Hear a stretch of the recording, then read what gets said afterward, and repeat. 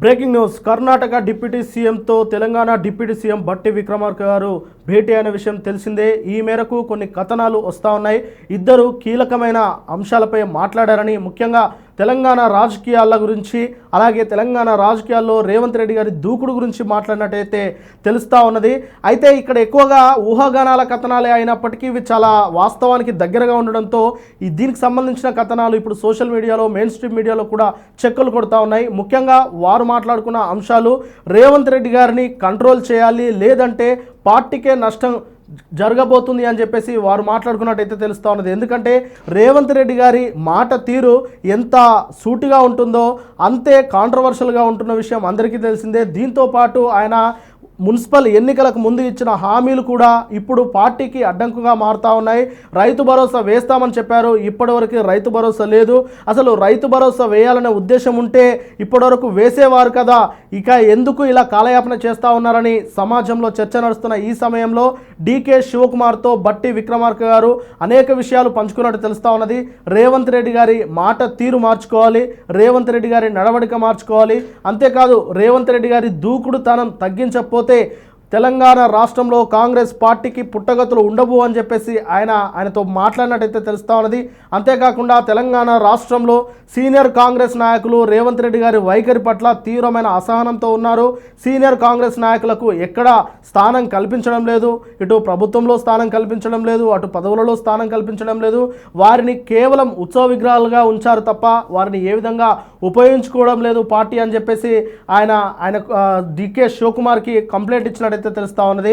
మొత్తానికి బట్టి విక్రమార్క గారు ఆయనపై వచ్చిన ఆరోపణలను కూడా ఆయనతో ప్రస్తావించినట్టు తెలుస్తా ఉన్నది. ఇటీవల నైని బొగ్గు కేసులో ఆయన పేరు రావడం, దానికి సంబంధించిన మొత్తం ఆయన వివరించినట్టయితే తెలుస్తా ఉన్నది. నైని బొగ్గు బ్లాక్ విషయంలో తన పేరును బయటపెట్టిందే సీఎం రేవంత్ రెడ్డి గారు. తన అనుకూల మీడియా, తన అనుకూల స్నేహితుడైన ఒక పత్రిక చేత ఈ విషయాన్ని బయట పెట్టారు, లీకులు ఇచ్చారు, మీడియాకు లీకులు ఇచ్చారు, ఆయన పేరును బదనాం చేస్తూ ఉన్నారు. తెలంగాణ రాష్ట్రంలో బట్టి విక్రమార్క అంటే ఒక బ్రాండ్, ఒక ఇమేజ్ ఉన్నది. అలాంటిది దాన్ని తగ్గించాలని రేవంత్ రెడ్డి గారు ప్లాన్ చేస్తూ ఉన్నారు. దీనికి గల కారణం ఏంటంటే కాంగ్రెస్ పార్టీలో సీఎం సీటును అధిరోహించే ఒకే ఒక వ్యక్తి బట్టి విక్రమార్క గారని అంతా చర్చ నడుస్తూ ఉన్నది.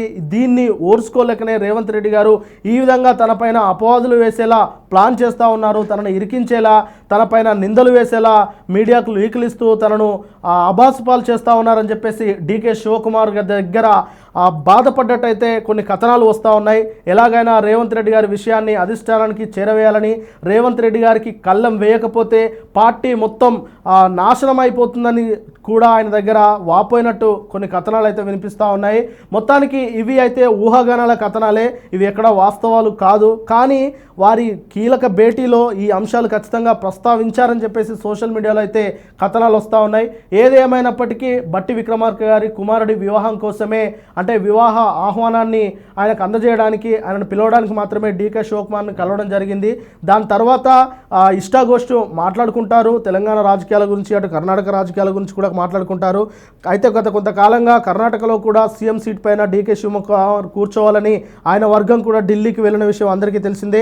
ఆ నేపథ్యంలో మరి సీఎం సీటు మీకు దక్కుతుందా, లేదంటే రాబోయే 2.5 సంవత్సరాలు మీరు ఉప ముఖ్యమంత్రిగానే కొనసాగుతారా, అలాగే తెలంగాణ రాష్ట్ర రాజకీయాల్లో సీఎం రేవంత్ రెడ్డి గారి దూకుడు వల్లనే కాంగ్రెస్ పార్టీ పుంజుకుంటుందా, లేదంటే ఆయన దూకుడు కాంగ్రెస్ పార్టీకి ఏదైనా మైనస్ జరిగే అవకాశం కనిపిస్తుందా అన్న విషయాలు కూడా మాట్లాడుకునే ఉంటారు. కాకపోతే వీరు మాట్లాడుకున్న తీరులో ఇలాంటి ఊహాగానాలు అయితే వస్తూ ఉన్నాయి. చూడాలి మరి వీరు మాట్లాడుకున్న తర్వాత నిజంగానే రేవంత్ రెడ్డి గారి యొక్క దూకుడు పైన ఇప్పుడు చర్చ నడుస్తూ ఉన్నది. మరి ఆయన దూకుడు కాంగ్రెస్ పార్టీకి మంచి జరుగుతుందా, చెడు జరుగుతుందా అనేది రాబోయే ఎంపీటీసీ, జెడ్పీటీసీ ఎన్నికల్లో కూడా తెలియ అవకాశం అయితే కనిపిస్తూ ఉన్నది.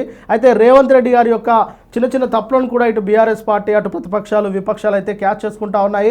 ఆయనను బూచిగా చూపిస్తూ కాంగ్రెస్ పార్టీని ఇక భూస్థాపితం చేసేలా కొన్ని ఎత్తుగడలు కూడా వేస్తూ ఉన్నాయి ఈ ప్రతిపక్షాలు. కాబట్టి వాటిని అధిగమించాలనే కొన్ని ఉద్దేశాల నేపథ్యంలో బట్టి విక్రమార్క గారు డీకే శివకుమార్తో మాట్లాడే అవకాశం అయితే కనిపిస్తూ ఉన్నది. చూడాలి మరి బట్టి విక్రమార్క గారు అలాగే డీకే శివకుమార్ గారి నేపథ్యంలో, వారిద్దరు కలిసిన నేపథ్యంలో వస్తున్న కథనాలపై ఇటు కాంగ్రెస్ పార్టీ ఇప్పటివరకు అయితే స్పందించలేదు. మరి స్పందిస్తుందా లేదా అనేది వేచి చూడాలి.